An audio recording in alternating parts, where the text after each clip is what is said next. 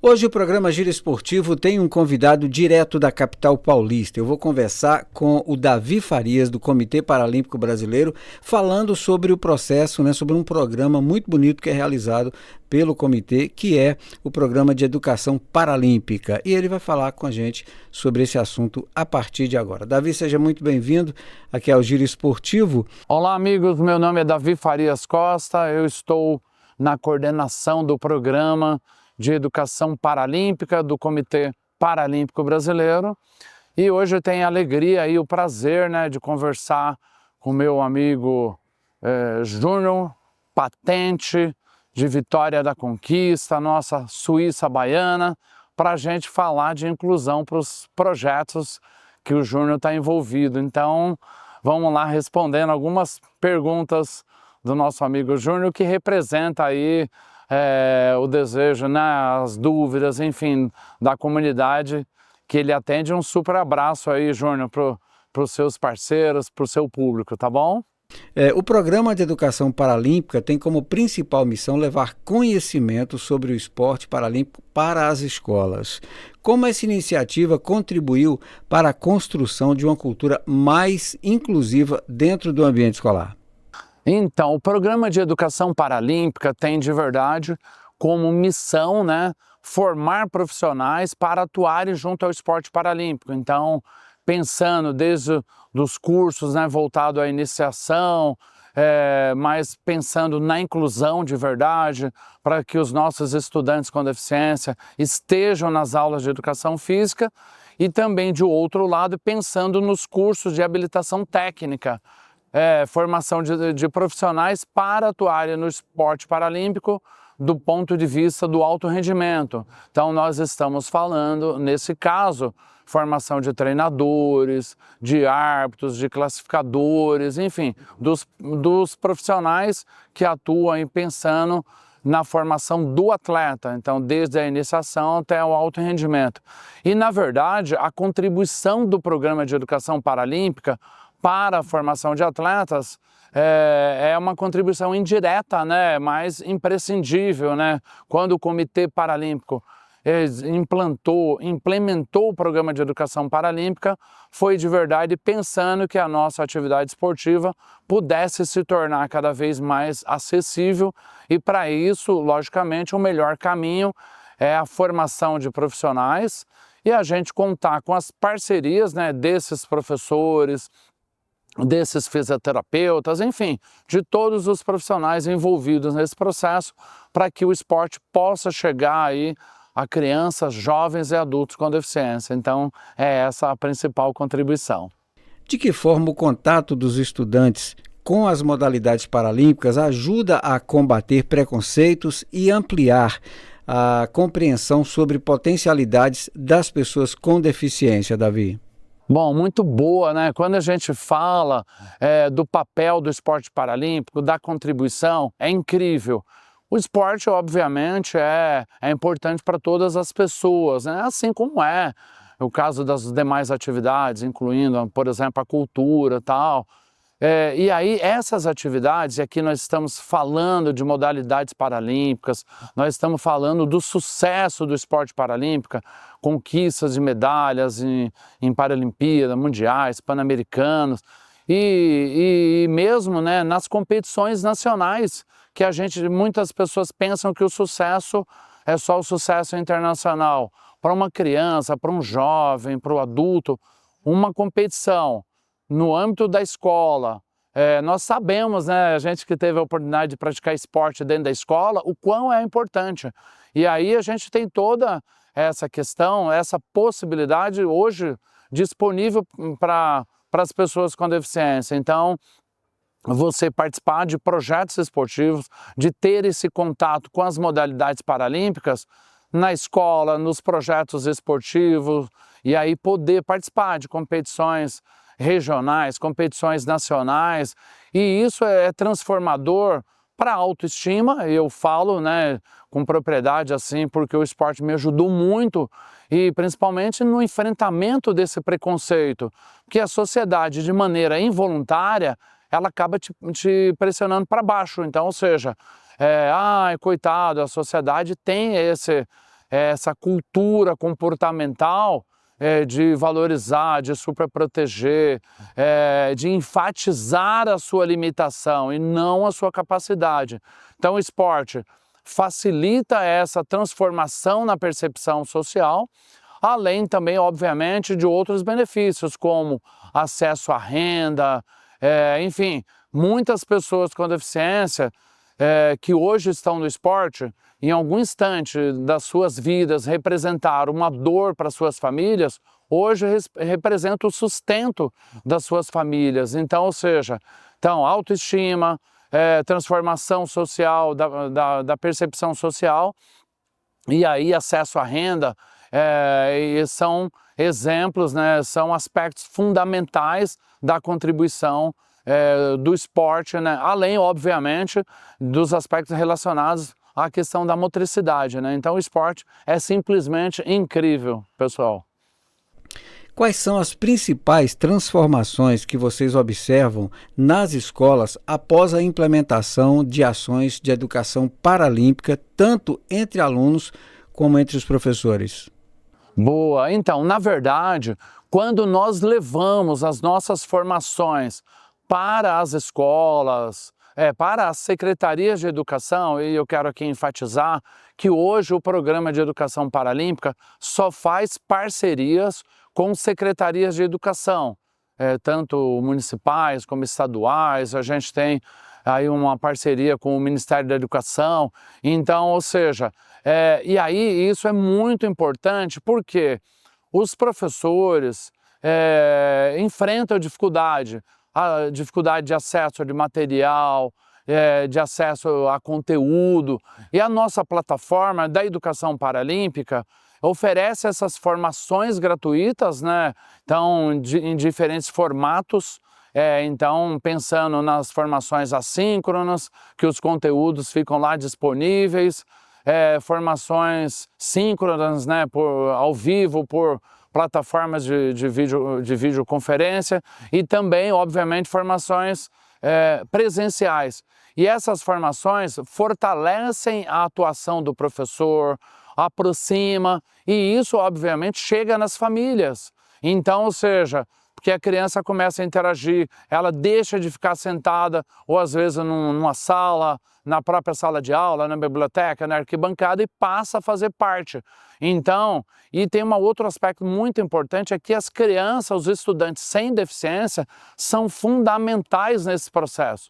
Eles são, sem dúvida nenhuma, os grandes parceiros, né, dos professores, né? Então, ou seja, isso é muito importante. Então, essas nossas formações, elas podem ajudar. E tem um detalhe: quando a gente faz as formações, nós vamos à comunidade, a gente aprende. Então, na verdade, a educação é troca, a educação é compartilhar, né? Educação é termos escuta ativa, né? Então, e aí eu queria lembrar que a plataforma de educação paralímpica é o www.educacauparalímpica.org.br, disponível cursos gratuitos, cursos 0800 para todos, para qualquer pessoa, e todos os nossos cursos são certificados pela Universidade Federal de Uberlândia, a UFO, que pode ser considerada inclusive para progressão na carreira, né? Então, os entes públicos, os parceiros, né, que podem se utilizar desses certificados. E, obviamente, o gestor, quando tudo vai bem, né, lá na escola, no chão da quadra lá, enfim. Então, e os gestores cada vez mais se aproximam, e a gente precisa, nós temos 6.000 municípios quase no Brasil, e a gente convida todos vocês a nos procurarem para que a gente possa levar e promover inclusão de verdade, e tudo começa na escola, né? A escola pode ser considerada a principal porta de entrada para o esporte paralímpico do Brasil. Qual é o papel da comunidade escolar na descoberta de novos talentos? Sim, na verdade, tudo começa ou deveria começar na escola. Para nós, pessoas com deficiência, eu tive o privilégio de estudar numa escola especializada no Instituto de Cegos Padre Chico, lembrando que eu sou pessoa com deficiência visual, cegueira total em ambos os olhos, e eu tive o privilégio de fazer educação física. Mas não é isso que acontece de maneira regular. as crianças, os estudantes com limitações mais leves, sim, então baixa visão, aquele que tem uma limitação física menos acentuada, enfim, mas os estudantes com lesões, com limitações mais severas, têm dificuldade. Então, a gente precisa transformar isso. E jamais nós, profissionais da educação, podemos nos omitir, porque isso não é uma questão somente de esporte. Muito pelo contrário, vai de verdade muito além disso. Então, as pessoas com deficiência precisam ter garantido o seu protagonismo. Nós temos na Lei Brasileira de Inclusão, o que ela mais preconiza é nada sobre nós sem nós. Então, ou seja, a superproteção, ela é terrível.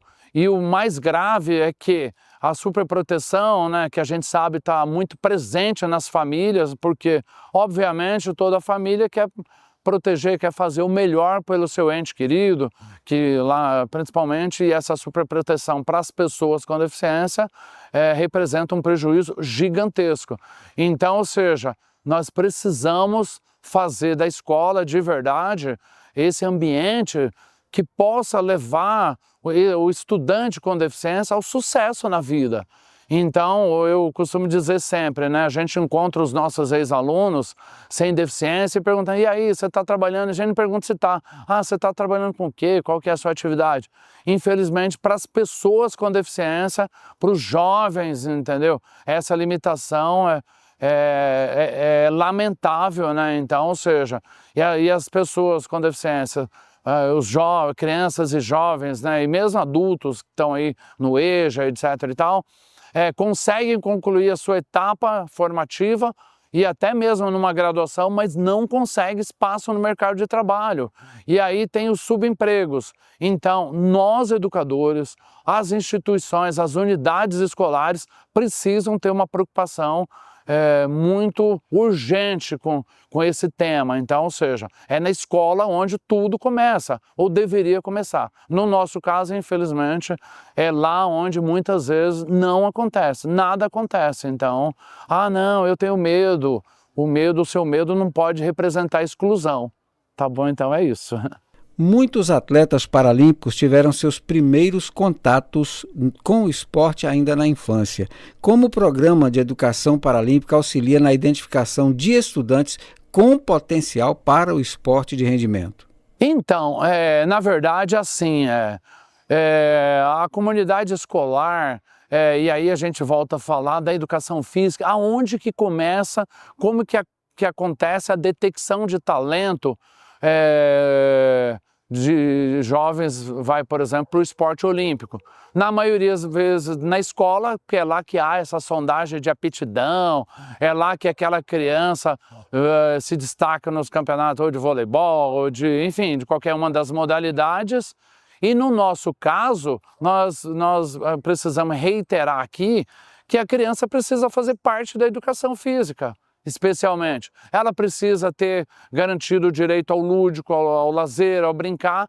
E aí os profissionais que estão na escola, na conexão, em virtude das formações que a educação paralímpica oferece, vão conectar essas crianças com o movimento paralímpico brasileiro, assim como acontece com as crianças. Eu quero ser jogador de futebol. Você vai para onde? Primeiro vai para uma escolinha, lá a franquia do bairro, perto da escola, perto da casa, depois vai para o clube, peneira. Da mesma forma, deveria acontecer. Isso tem que se consolidar em política também educacional. Então, ou seja, eu não acredito que seja papel da escola pensar, olha, aquele menino lá é para isso, para aquilo. Não, você tem que oferecer oportunidade. E a partir daí, com essa percepção da própria criança, da própria família, eles buscarem os caminhos, então, a partir de uma política pública educacional que começa pensando no esporte lá dentro dessas ações. É a competição, enfim. E aí os projetos do Comitê Paralímpico Brasileiro, a Escola Paralímpica, Festival Paralímpico, enfim, inúmeras situações podem estimular a participação dessas crianças, e jovens e adultos.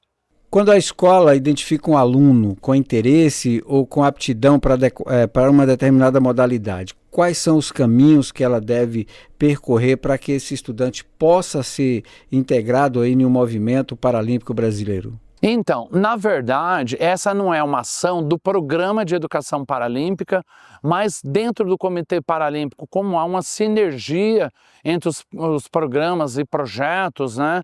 Então, nós temos uma diretoria de desenvolvimento esportivo que desenvolve inúmeras ações, inclusive a Escola Paralímpica de Esportes, os centros de referência. Então, os nossos programas e projetos voltados à iniciação esportiva e desenvolvimento depois na transição, porque essa criança começa dentro da Escola Paralímpica de Esportes vivenciando as modalidades. Então, ou seja, e ali muitas vezes que é o que precisa acontecer, de maneira lúdica, etc., prazerosa, para brincar, tudo. E aí a criança quer, ela foi identificada, foi orientada, enfim, ela vai evoluindo. E tem dias específicos que essa criança já vai fazer atividades, mas pensando lá na frente no desenvolvimento esportivo, até chegar no programa, que é esse programa que faz, né, essa transição entre o desenvolvimento, que é mais pensando na questão educacional, e o alto rendimento. Então, os centros de referência do CPB são as principais portas pelo Brasil inteiro. São cerca de 100 centros de referência, queremos chegar em 500 centros de referências, esperamos que não seja num prazo aí muito longo, então seja para que tenha alcance da sociedade essas portas, então é isso.